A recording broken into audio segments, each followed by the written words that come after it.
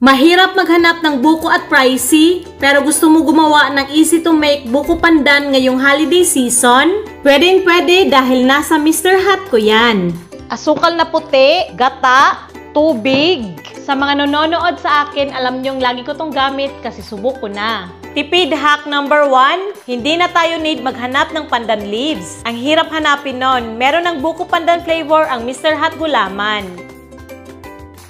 Haluin muna ng maigi, buksan na natin yung apoy, tapos haluin lang hanggang kumulo. Ayan o, kumukulo na. Ibuhos sa kahit anong container na available dyan sa inyo. Itabi lang at hayaang mag-firm. Ito o, pinasok ko sa ref para mas mabilis mag-firm. Hiwain natin to ng pina-cubes.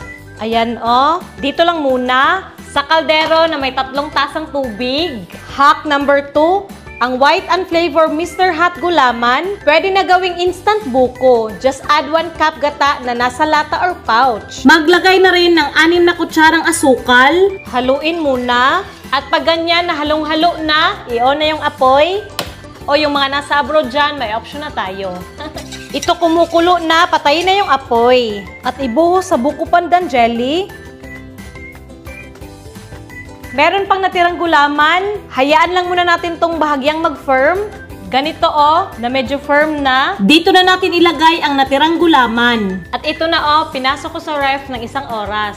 Diba napaka-flexible ng Mr. Hot Gulaman, nakagawa na agad tayo ng buko pandan jelly na special. Very easy to make and affordable.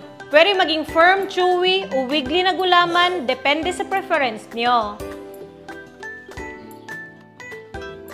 Grabe guys, ang sarap, lasang pang mayaman. Subukan nyo rin to. At ang Mr. Hot Gulaman, meron pang iba't ibang flavors. Available sa Lazada at all supermarkets nationwide. At madaming recipes na pagpipilian sa website nila.